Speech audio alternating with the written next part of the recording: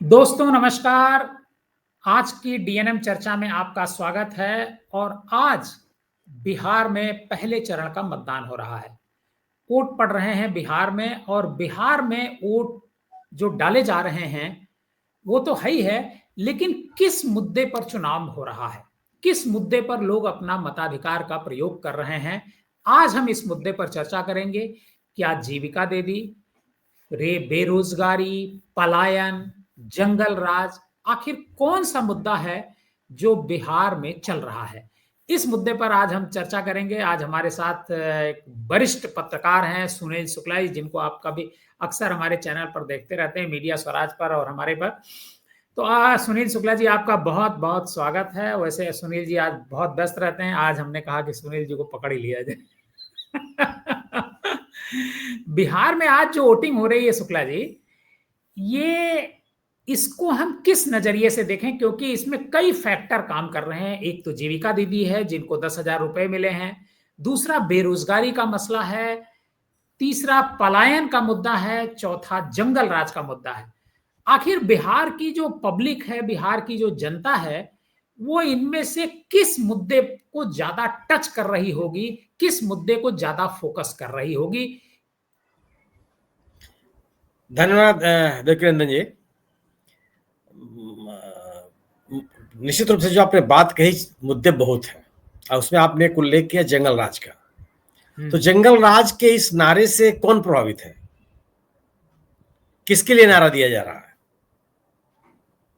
जो पिछड़ा वर्ग के लोग हैं वो प्रभावित हैं, जो अति पिछड़े हैं वो प्रभावित हैं, अल्पसंख्यक समुदाय है वो प्रभावित है। किसको ये इसका भय किसको दिखाया जाता है? इस भय से कौन सा समूह है जो पोलराइज होता है? और क्या वो जो समूह है वह विपक्ष के का मतदाता कभी रहा है? वो मैंने आरजेडी का ही मतदाता है?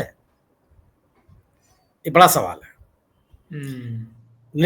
ये जो जहां तक मेरी अपनी समझ है, जितनी बार मैंने बिहार को समझा है, मैं कई चुनाव को देखा हूं बिहार में, ये जो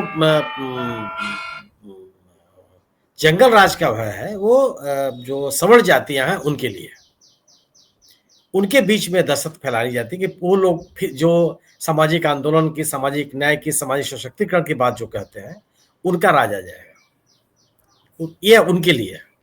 बाकी अगर आप किसी पिछड़े से बात करेंगे तो उसको जंगल राज का कोई उसको इस बात को लेकर कोई उसके लिए ये मुद्दा नहीं है। यह एनडीए के द्वारा, खासतौर से भारतीय जनता पार्टी के द्वारा एक भय दिखा करके अपने मतदाताओं को अपने साथ बांधे रखने की कोशिश के तहत खड़ा किया गया मुद्दा है। अब दूसरा सवाल यह है कि जो जीविका दीदी हैं जिनको 10-10 हजार रुपया दिया गया, इसके अलावा उन्हीं महिलाओं को तेजस्वी यादव 14 जनवरी को 30,000 रुपए एक मुश्त देने की बात कर रहे हैं। क्या इस सरकार के प्रति, इस सरकार को लेकर के लोगों के मन में कोई उत्साह है? हालांकि बिल्कुल बात सही है कि बिहार के लोग बहुत छोटे में, बहुत कम चीजों में संतुष्ट होने वाले लोग हैं, बहुत ही संतोषी किस्म के लोग हैं। लेकिन क्या इस सरकार ने, खास तौर से जो नीतीश कुमार जी का दूसरे दौर का दशक है, 2015 से लेकर के 2025 तक के बीच का, उस दौर में जो जिस तरह की गवर्नेंस उनकी रही है, और जिसमें ज्यादातर समय, क्या अधिकांश समय वो भारतीय जनता पार्टी के साथ रहे। नीतीश कुमार जी, आप याद कीजिए नीतीश कुमार जी की राजनीति को, वह मुफ्त में बिजली देने के पक्षधर नहीं रहे कभी। वो हमेशा उन्होंने विरोध किया। वह यहाँ आप याद कीजिए, जब जहरीली शराब पीने के कारण कई लोगों की मृत्यु हो गई, ऐसे किसी मामले में उन्होंने किसी परिवार को आर्थिक सहायता नहीं दी। और उनका यह बयान आया था, इसकी बड़ी आलोचना हुई थी कि जो पिएगा वो मरेगा। कि जब ये इनका शराबबंदी वाला नारा आया तब भी उन्होंने नहीं दिया। वह मुख्यमंत्री अचानक चुनाव के ऐन मौके पर खजाना उन्होंने खोल दिया, उस राज्य में जहां कहा जाता है कि इसका बजट का आकार कितना है, जो कार्यक्रम घोषित किए जा रहे हैं उनको लागू कैसे किया जाएगा, तरह तरह की बहस की जा रही है। सवाल इस बात का इस गवर्नेंस को लेकर के, जिस गवर्नेंस के कारण नीतीश कुमार जी की जो प्रतिष्ठा रही है, वो जाति समीकरण के नेता नहीं है। और जिस जाति समुदाय से खुद आते हैं उनकी संख्या बहुत नहीं है, 2% 2.5% लोग हैं। लेकिन बिहार के बहुत ही जनता में उनकी बहुत जबरदस्त स्वीकृति रही है और लोग उनको मानते रहे। मैं भी 2005 के चुनाव में देखने गया था और उस समय मुझे याद है कि किस तरह का जन समर्थन उनको हासिल था। हर वर्ग का व्यक्ति नीतीश कुमार जी के पक्ष में खड़ा था और लालू यादव के विरोध में खड़ा था और जबरदस्त बहुमत के साथ वो सत्ता में आए। 2010 का चुनाव में उनको उसी तरह की सफलता मिली। 2015 की स्थिति आते आते उनको फिर आरजेडी के साथ गठबंधन करना पड़ा, तब वो जीते। और 2020 के चुनाव में उनका हसर आपने देखा कि वह 43 सीटों पर सिमट गए। एक सरकार जो इस राज्य के आर्थिक विकास के लिए कुछ भी नहीं की, एक सरकार इस राज्य के औद्योगिक विकास के लिए कुछ भी नहीं किया, जो किसी भी सरकार के सफलता के जो मानक होते हैं, अगर उन मानकों के आधार पर इस सरकार का आप मूल्यांकन करेंगे तो आपको निराशा हाथ लगेगी। प्रति व्यक्ति आय कितनी है, पर कैपिटा इनकम कितना है, प्रति व्यक्ति परचेज कैपेसिटी कितनी है, क्रय शक्ति कितनी है, रोजगार के कितने अवसर सृजित हुए हैं, पूरे राज्य का औद्योगिक विकास कैसा हुआ है, रोजगार के कितने अवसर सृजित हुए हैं, नवजात शिशुओं की मृत्यु दर कैसी है, गर्भवती महिलाओं का स्वास्थ्य की स्थिति कैसी है, आम लोगों को मिलने वाला जो जन स्वास्थ्य का सवाल है, उसके सुरक्षा कितने उपाय किए गए हैं, उच्च शिक्षा, टेक्निकल एजुकेशन, प्रबंधन की शिक्षा, इसके बारे में उस राज्य में क्या कार्रवाई की गई है, तो आप निराश हो जाएंगे कि कौन सी सरकार चल रही है। इस सरकार निश्चित रूप से, लेकिन बावजूद इसके मानता हूं कि जिस तरह की एंटी इनकम्बेंसी होनी चाहिए वो नहीं है नीतीश कुमार है, लेकिन उतनी नहीं है। लेकिन भारतीय जनता पार्टी को लेकर के है, भारतीय जनता पार्टी के साथ एक निश्चित वर्ग है जो उनको मतदान करता है और उन्हीं को अपने साथ जोड़े रखने के लिए ये जंगल राज का भय दिखाया जाता है। मैं सुनील शुक्ला जी आपको रोकूंगा बीच में। जंगल राज की मैं आज आपको छोटी सी कहानी बता दूं कि आखिर जंगल राज आया कहां से। जंगल राज 1997 की बात है। 1997 में हाई कोर्ट पटना में कृष्णा सहाय एक व्यक्ति हुआ करते थे, उन्होंने एक याचिका लगाई थी और याचिका में उन्होंने नाली और पानी का जो बहाव होता है नाली के जरिए, उसको लेकर के एक याचिका लगाई थी। और उस याचिका की सुनवाई जो कर रहे थे दो जज, उन्होंने एक टिप्पणी की थी, मौखिक टिप्पणी की थी, लिखा पढ़ी में नहीं किया था, कि ऐसा लग रहा है जैसे जंगल राज आ गया है।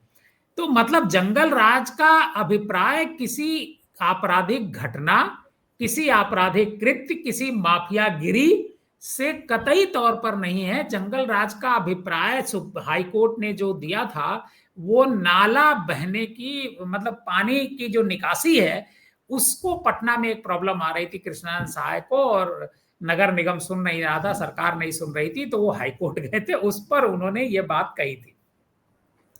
लेकिन सुशील मोदी जो बीजेपी के नेता थे, उन्होंने बार बार जंगल राज मतलब अपराधियों का राज बता दिया उसको।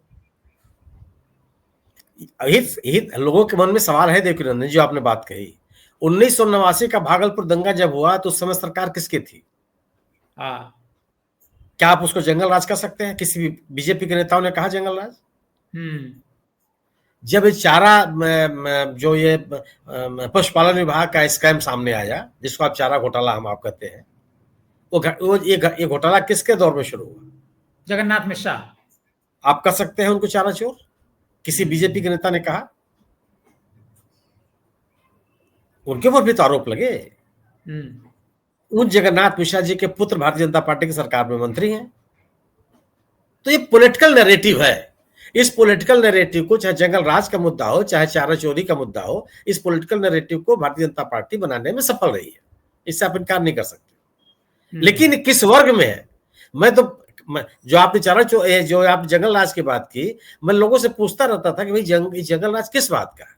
तो जंगल राज केवल जो सवर्ण मतदाता है उनको अपने साथ बांधे रखने की कोशिश है। जो बैकवर्ड, उसको कुछ उसके ऊपर कोई असर नहीं पड़ता। वह एकदम कहता है कि नहीं ठीक है, वो तो कहता है कि नहीं ये जो सामाजिक रूप से पिछड़े लोग थे उनको ताकत मिली, उनको सामाजिक पहचान मिली, उनको आवाज मिली, उनको संगठित होने का प्रयास किया गया, वो तो लालू यादव के प्रशंसक है। मैं लालू यादव की सरकार को कोई सर्टिफिकेट नहीं दे रहा हूं कि नहीं बहुत बढ़िया शासन था। लालू यादव भी उसी अभियान में विफल रहे जिस अभियान के लिए नीतीश कुमार जी की आज आलोचना की जाती है।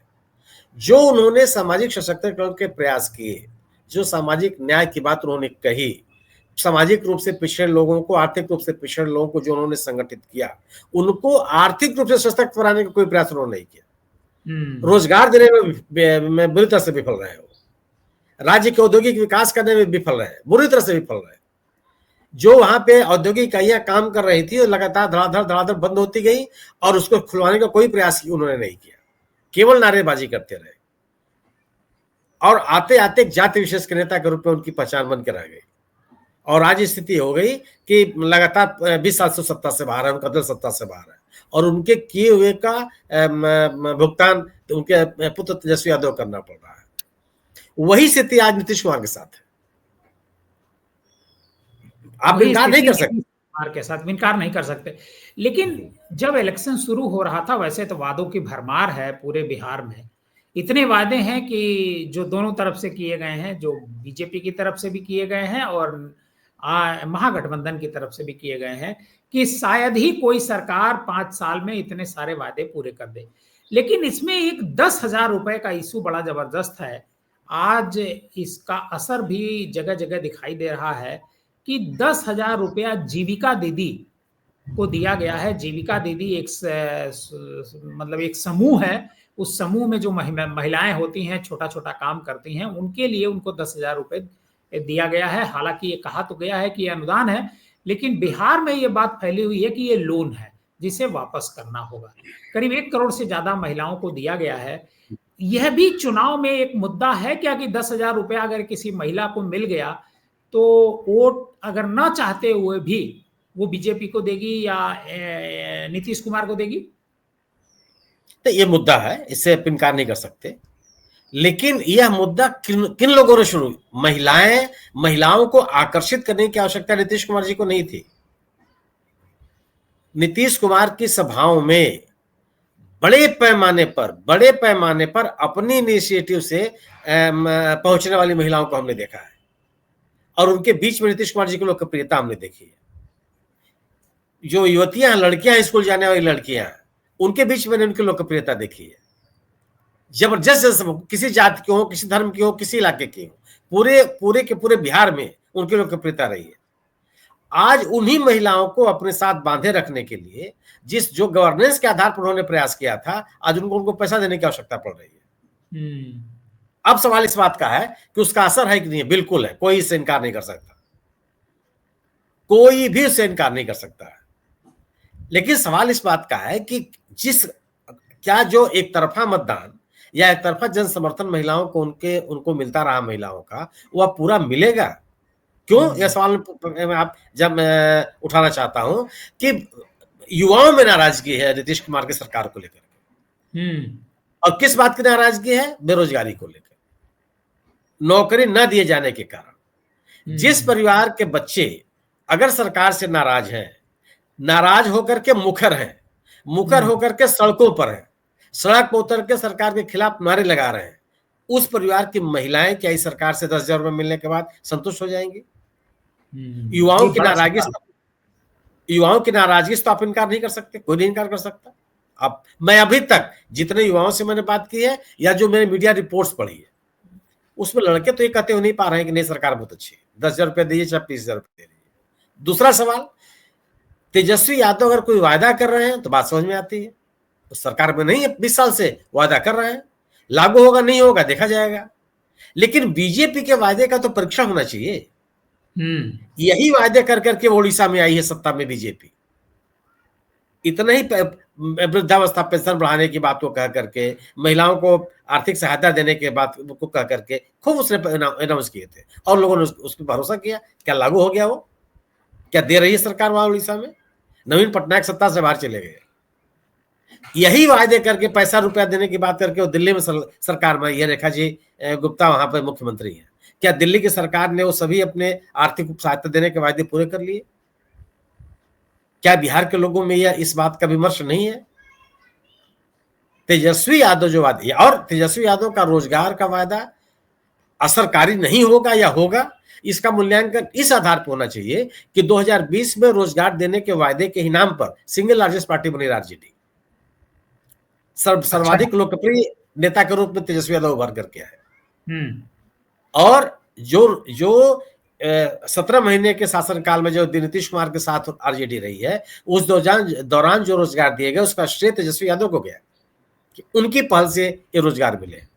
क्यों कि 2020 में जब रोजगार देने की बात तेजस्वी यादव कर रहे थे तो नीतीश कुमार जी कह रहे थे कि तुम रोजगार दोगे तो पैसा कहां से लाओगे? अपने बाप के घर से। ये उनका नारा था।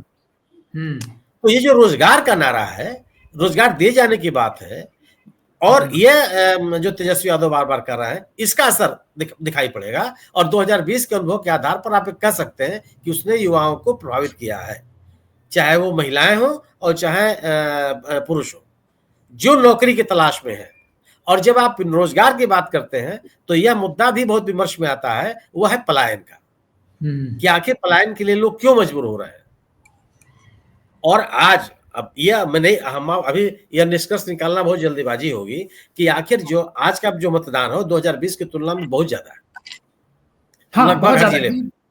तो ये क्या लगभग हर जिले में ये फेयर जो एक सूची जो बनी जिसमें बहुत सारे फेक वोटर्स थे, उनको हटाने के बाद ऐसा हुआ, ऐसा मसला है क्या? नहीं, ये लूट लोगों, नहीं, अरे आप तो ऐसे लोग अभी तमाम बूथ पे दिखाई पड़ रहा है जो कह रहे हैं कि मैं वोटर हूं, मेरा एपी कार्ड, ये एपी कार्ड है और मेरा नाम वोटर लिस्ट में नहीं है, मुझे दिवंगत दिखा दिया गया है। ये बात कर रहे हैं वो। सवाल इस बात का सवाल है कि लोग वोट देने के लिए निकले हैं और सर्वाधिक मतदान हुआ है लगभग 47% के आसपास, बेगूसराय, गोपालगंज और संभवतः लखीसराय में या शेखपुरा में कहीं, और सबसे कम मतदान है पटना में। लेकिन पटना में, और जो मतदान का प्रतिशत है वो 43% से ऊपर है। 1 बजे तक हम और आप जब बात करें तो बढ़ गया होगा। अब ये समझ में नहीं आ रहा है क्या ये 70% क्रॉस करेगा क्या? वैसे मेरा अनुमान 65 इतिहास बन जाएगा, ये इतिहास बन जाएगा। 55%, अगर आप पिछले कई चुनाव देखिए, 2020, 2024, 2015, 2019, इधर के चुनाव देखिए लोकसभा विधानसभा का, 55% से अधिक मत, 55-56 का रेशियो बना रहा। यह 2 बजे तक 43%, 1 बजे तक 43% हो गया। तो अभी तो 4 घंटे बाकी है। तो अब आते आते क्या स्थिति बनेगी, लेकिन निश्चित रूप से लोग निकले हैं मतदान, और जो मतदान केंद्रों की तस्वीरें भी आ रही हैं उसमें बड़ी संख्या में लोग मौजूद है, पुरुष भी मौजूद है, महिलाएं भी मौजूद है। मैं एक सवाल लेना चाहूंगा। अवनीश विद्यार्थी जी हमारे साथ जुड़ गए हैं, वरिष्ठ पत्रकार हैं और ब्रेकिंग ट्यूब के फाउंडर एडिटर हैं। अवनीश जी, बिहार में आज जो मतदान हो रहा है, जैसा सुनील शुक्ला जी बता रहे हैं कि बड़ी तादाद में लोग घरों से निकल करके बूथ तक पहुंचे हैं। 2-3 मुद्दों पर मैं चर्चा करना चाह रहा था कि एक तो जीविका दीदी, बेरोजगारी, पलायन और जंगल राज। कौन सा मुद्दा ज्यादा प्रभावी इस चुनाव में आपको लगता है कि पब्लिक के ज्यादा करीब है, पब्लिक ज्यादा उसको पसंद कर रही है? कौन सा ऐसा मुद्दा ज्यादा है? देखिए, सिर्फ बिहार ही नहीं बल्कि समूचे देश में अगर सबसे बड़ा कोई मुद्दा है तो वो एम्प्लॉयमेंट का मुद्दा है। और एम्प्लॉयमेंट जो है, जनता वोट करे या ना वोट करे, युवा वोट करे ना करे, उनके परिजन वोट करे ना करे, लेकिन ये पीढ़ियों की समस्या हो गई। आपकी पिछली पीढ़ी नौकरी बगैर रह गई, उसकी पिछली पीढ़ी नौकरी बगैर रह गई, और नई पीढ़ी भी अगर नौकरी बगैर रह जाएगी तो आप कहाँ जाएंगे? बिहार जैसे राज्य, उत्तर प्रदेश जैसे राज्य जो कृषि प्रधान तो है, लेकिन जो कृषक है उसके पास इतनी बड़ी खेती नहीं है। कुछ चंद लोगों के पास बड़ी खेती के लिए जमीन जरूर होगी, लेकिन ज्यादातर जो खेतीहर व्यक्ति है वो या तो उसके पास बहुत ही सीमित जो है क्षेत्रफल है कृषि योग्य, और या फिर वो मजदूरी कर रहा है, मेहनत कर रहा है। वो फिर वैकल्पिक तौर पर, यानी जब सीजन होता है तो अपने क्षेत्र में होता है, और जब ऑफ सीजन होता है तो वो दूसरी जगहों पर जाकर के, लुधियाना में, चेन्नई में, मुंबई में, कलकत्ता में जाकर के वो अपना काम करता है। तो ये सबसे बड़ी विडंबना है, और इसीलिए रोजगार एक सबसे बड़ा मुद्दा है। लोगों को ये दिखाई पड़े या ना पड़े, देखिए मैं थोड़ा सा जब सुबह आंकड़े आ रहे थे तो कई बार ये भी लगता है, मतलब हम सब भी चाहते हैं कि जो इलेक्शन रिफॉर्म है वो और सतत प्रक्रिया के तहत जो है वो जारी रहे, इलेक्शंस बेहतर न्यूट्रल तरीके से हो, ताकि एक्चुअली जो जनता जनादेश देना चाहती है, जो कहना चाहती है, जिस विषय को सामने रखना चाहती है, वो विषय सामने रहे, न कि नेता जो कहना चाहते हैं वो विषय सामने रहे।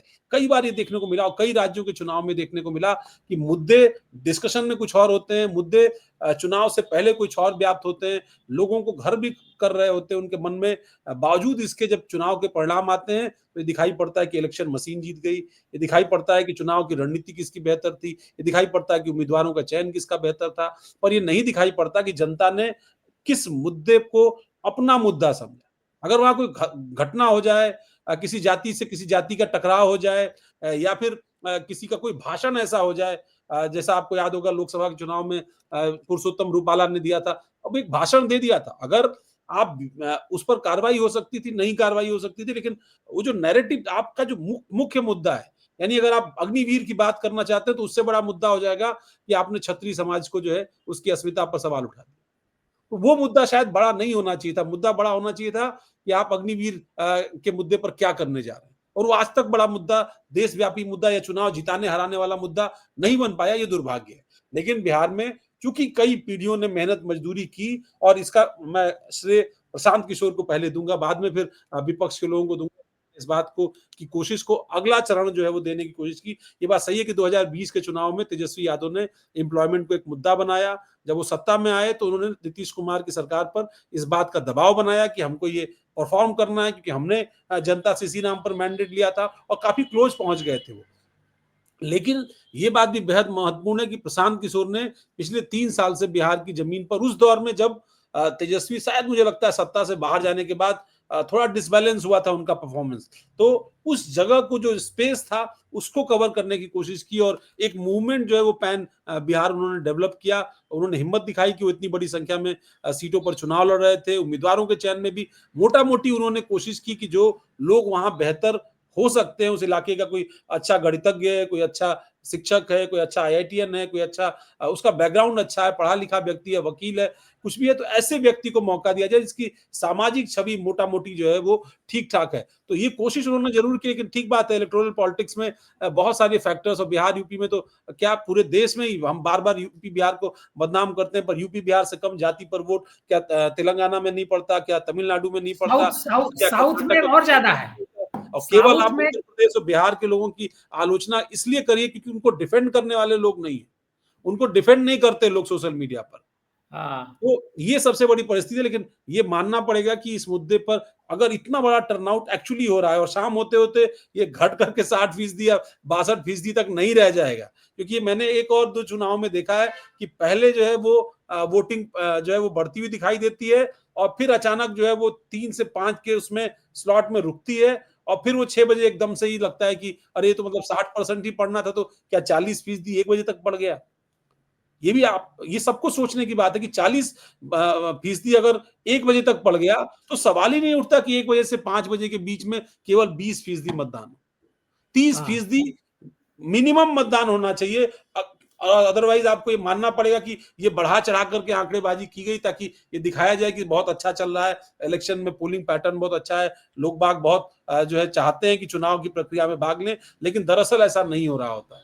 तो ये एक चीज समझनी होगी। लेकिन अगर जो जैसा सुनील जी कह रहे हैं कि अगर 70% के आसपास मतदान हुआ तो मैं बहुत साफ तरीके से कहूंगा कि फिर शायद जो है नीतीश कुमार इरा जो है वो राजनीति में बिहार के समाप्त हो जाएगा। बहुत बड़ी बात कही आपने अवनीश एम विद्यार्थी जी। सुनील जी, जिन मुद्दों की मैं बात कर रहा था, जीविका दीदी, बेरोजगारी के बारे में अवनीश जी ने कहा कि ये देशव्यापी मुद्दा है, केवल बिहार का मुद्दा नहीं है। लेकिन इलेक्शन में ये मुद्दे बन नहीं पाते हैं। आपको तात्कालिक कोई मान लीजिए 500 रुपए दे दे, कैश पेमेंट कर दे, उसके जरिए वोट हासिल कर ले, एक साड़ी बांट दे, उसके जरिए वोट हासिल कर ले, 3000 रुपए खाते में भेज दे, उसके जरिए वोट हासिल कर ले। ये जो नया ट्रेंड बीजेपी सरकार ने शुरू किया है कि हम पैसा दे देंगे, चुनाव से पहले हम पैसे बांट देंगे, मध्य प्रदेश में भी ऐसा हुआ। क्या ये ट्रेंड सही है और क्या इसका विरोध पब्लिक को करना चाहिए? या चुनाव इलेक्शन कमीशन को इस पर रोक नहीं लगानी चाहिए? नहीं, बिल्कुल रोक लगानी चाहिए। चुनाव के ऐन मौके पर इस तरह की घोषणाएं नहीं होनी चाहिए। अगर वो घोषणाएं हो जाए, सरकार कर दे, तो निर्वाचन आयोग की जिम्मेदारी बनती है कि उनको लागू होने से रोके। चुनाव के दौरान लोगों को आर्थिक सहायता दे दी जाए, इस बिना पर कि पहले से चल रहा प्रोग्राम है और निर्वाचन आयोग मौन रहे। आप याद होगा, यही निर्वाचन आयोग अतीत में ऐसे कितने कार्यक्रमों पर रोक लगाई कि नहीं, आप इसको लागू नहीं कर सकते। कोई सड़क बन रही है, बांध बन रहा है, कोई काम हो रहा है, ठीक है, वो चलता रहे। लेकिन चुनाव के मौके पर आपने घोषणा की और चुनाव प्रचार के दौरान मतदान के 2 दिन पहले लोगों के खातों में पैसे पहुंचे, इससे बड़ी आपत्तिजनक बात क्या हो सकती है? और वो राजनीतिक दल, और ये बड़ी बात है, मतलब जो बात सुनील जी कह रहे हैं, एक्चुअली आप एक सड़क नहीं बनवा सकते थे। मतलब अगर मंत्री विधायक भी आप हो, अपने मोहल्ले की सड़क आप नहीं बनवा सकते थे अगर आचार संहिता लागू हो गई। और यहाँ आप सरकारी पैसा देने की बात कर रहे हैं। पैसा लेकर क्या बांट रहे हैं? और 1-2 रुपया नहीं बांट रहे हैं, 12,000 करोड़ रुपए बांटा है आप। और आप बहस क्या कर रहे हैं कि तेजस्वी यादव जो नौकरी देने की बात कर रहे हैं, पैसा कहां से लाएंगे? आप कहां से लाएंगे? जो आप उड़ीसा के नागरिकों को वादा करके आए हैं, आप कहां से लाएंगे? जो दिल्ली के नागरिकों को आपने वादा किया है, आप कहां से लाएंगे? वो लाएंगे कहां से लाएंगे? वो तो स्कीम नहीं शुरू हो पाई। दिल्ली महाराष्ट्र में तो जो लड़कियों वाली स्कीम थी वो अब तक शुरू नहीं हो पाई है। अब सवाल इस बात का है ना, तो और मेरा ये मानना है कि पैसा बांटने से ही पूरा चुनाव बदल जाता है, वैसा नहीं है। आप आज के चुनाव का पैटर्न देखिए, सुबह 9 बजे तक 13% लोगों ने मतदान किया, 11 बजे तक के मतदान का प्रतिशत दुगने से अधिक हो गया, 28%, और 1 बजते बजते आते आते वो 43% हुआ। लोग किस तरीके से निकले हुए हैं सड़कों पर मतदान करने के लिए। यह मतदान दोनों चीजें हैं, दोनों तरह का अनुभव है। 2005 में ऐसे ही बम्पर पोलिंग हुई थी और लालू यादव की सरकार चली गई।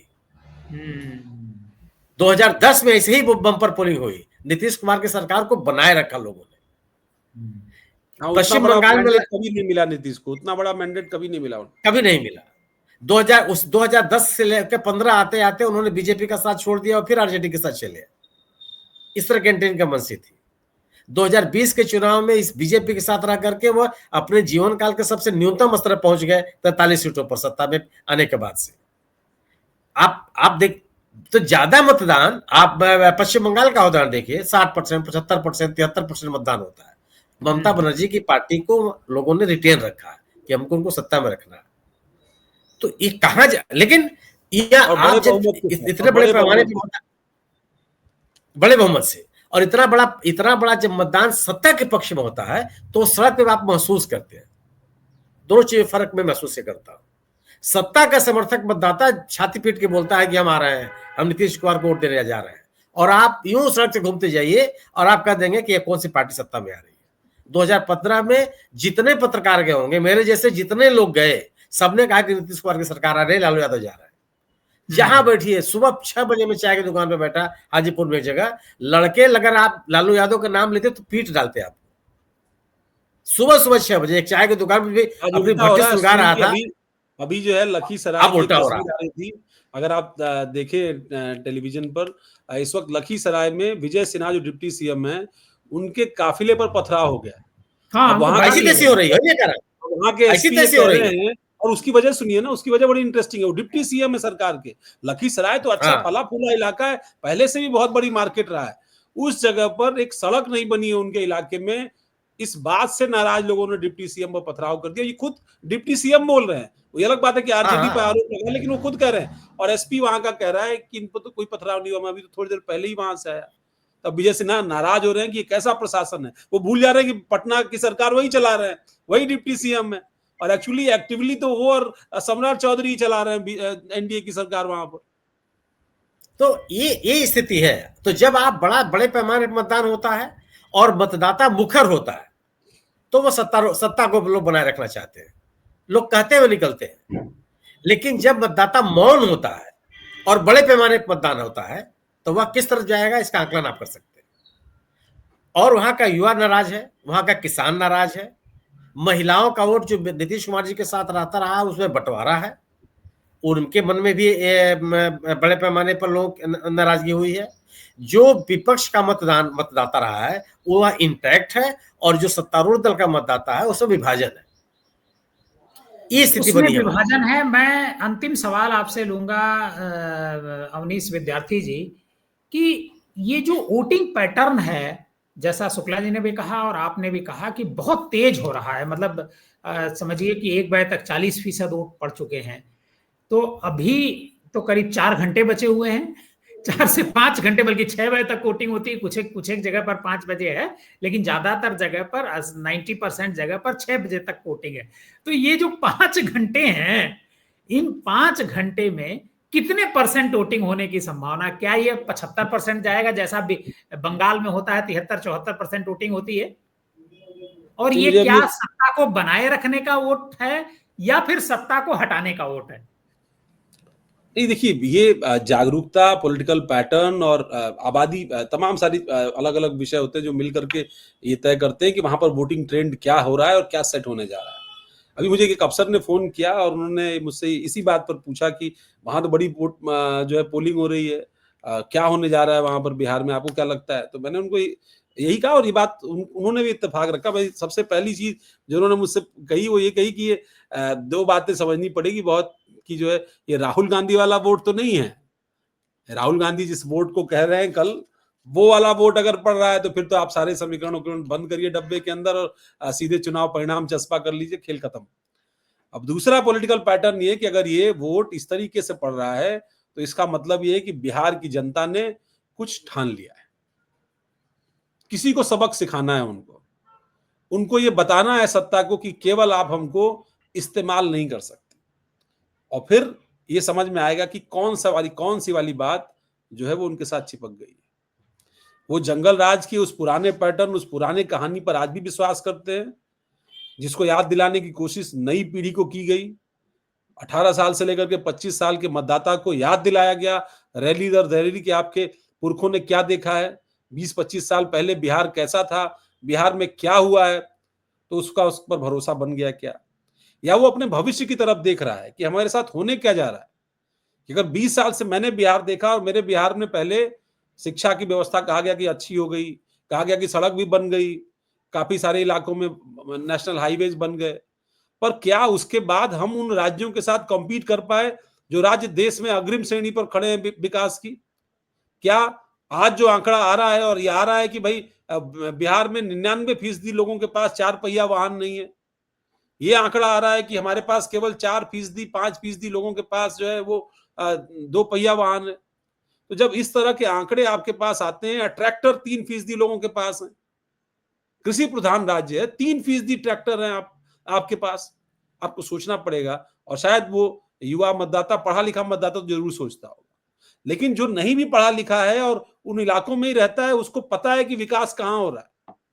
पटना या 2-4 कस्बे अगर आप चमका भी दें थोड़ा बहुत, कुछ नदियों पर पुल भी बना दें, हालांकि बहुत सारे पुल गिरने के भी किस्से वहां खूब आए। और दूसरा एंटी इनकम्बेंसी, विधायकों के खिलाफ, जो वहां के जो जन नेता है उनके खिलाफ, जो मंत्री हैं उनके खिलाफ, अगर ये पॉलिटिकल पैटर्न जारी रहा तो हो सकता है नंबर किसी के ऊपर नीचे हो, पर मैं आपको दावे के साथ कहता हूं कि नीतीश सरकार के कम से कम 10 मंत्री चुनाव हार रहे हैं, कम से कम 10 मंत्री चुनाव हार रहे हैं। ऐसा अवनीश जी, जो आप एक बात हमने अभी भी कह रहा था, ये जो जंगल राज है, ये जंगल राज का नारा किसके लिए है?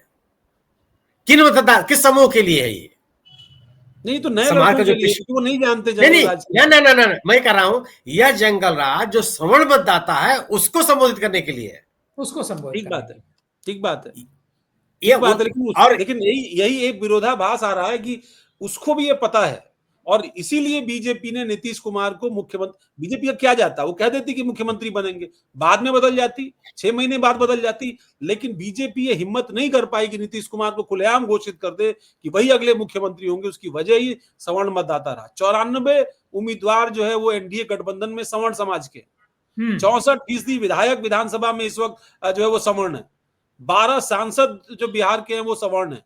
और इन तमाम आंकड़ों के साथ जब आप सत्ता के लिए, चुनाव के लिए जाते हैं, तो फिर आपको सोचना पड़ता है। और इसीलिए इस बात का एक एक दिमाग के अंदर डायलेमा बनाए रखने के लिए बीजेपी ने ये कोशिश की है, जानबूझ करके इस नाम को फ्लोट नहीं किया है। और नीतीश को अमित शाह तो जो है वो हर दूसरे व्यक्ति को बड़ा आदमी बनाने चले जाए, ये बड़ा आदमी बनेंगे, वो बड़ा आदमी बनेंगे, ताकि आपके दिमाग के अंदर रहे कि शायद, या सवर्णों के दिमाग में भी रहे कि 30 साल बाद हो सकता है कि वो 80 से 90 का वो दशक आए जब बिहार के 10 साल में 5 सवर्ण मुख्यमंत्री बने थे, 5 सवर्ण मुख्यमंत्री।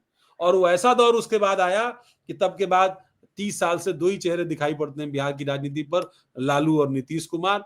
और अब अगला भी जो आएगा वो भी दिलचस्प ही होगा। दिलचस्प होगा। आज की चर्चा में बस इतना ही।